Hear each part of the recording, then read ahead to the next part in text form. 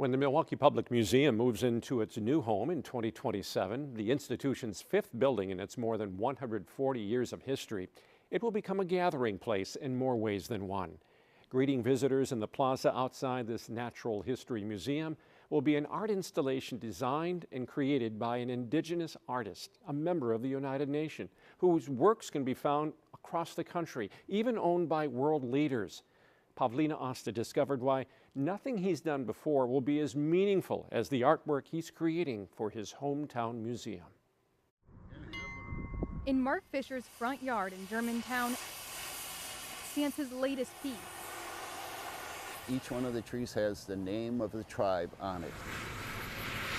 While it's currently a work in progress, The next process will be turning them all green. The names and the floral patterns will be all polished out to a mere finish, and then that'll be clear coated. this is the gathering place. Fisher says every element added has a purpose, like the 11 copper aspen trees carefully welded into an arch. The children can learn that all these 11 tribes live right here in Wisconsin.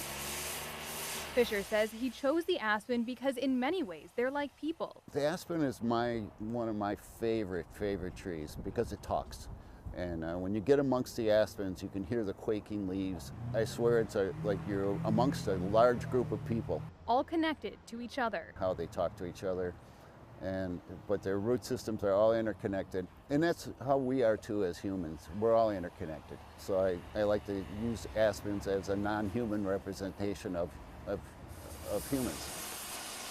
On the back of each copper tree are welded floral designs or geometric shapes that represent each tribe. The children will be able to come up and do rubbings of those drawings of their floral patterns. James Flores is the manager of travel relations at the Milwaukee Public Museum. He says these designs have a deep meaning to each tribe. That distinction is something that tribes carry with pride.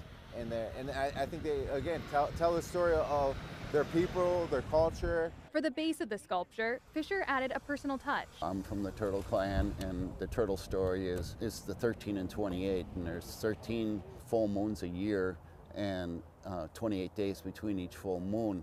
And that's the same thing that's on a turtle's back. And this little tiny creature, the whole lunar calendar. In the circular shape of a turtle, the 28 smaller scoots on the outer edge are raised for children to sit and learn about the tribes living in Wisconsin. I feel it's real important that the children get a chance to learn something new and more about the great state of Wisconsin. Before Fisher became a full-time sculptor, he was an educator. Every child that grows up in Milwaukee area or in southeastern Wisconsin that goes to the museum all have a part in their heart that they remember of that museum. He says it's important for children to know Indigenous history. Our tribes are getting smaller and smaller every year, and then after COVID, we're getting quite a bit smaller. Soon, we may be extinct. And says having one of his pieces featured outside the new museum. I couldn't be more honored. I've sold pieces to Chancellor Kohl of Germany, to the Prime Minister of Japan, and that I felt really great about. Wow, But then when the museum came to me, I thought, holy cow, this is something. This is really something. So I can't be more honored. And I don't think anything else would be bigger than this ever. This is really a big deal to me.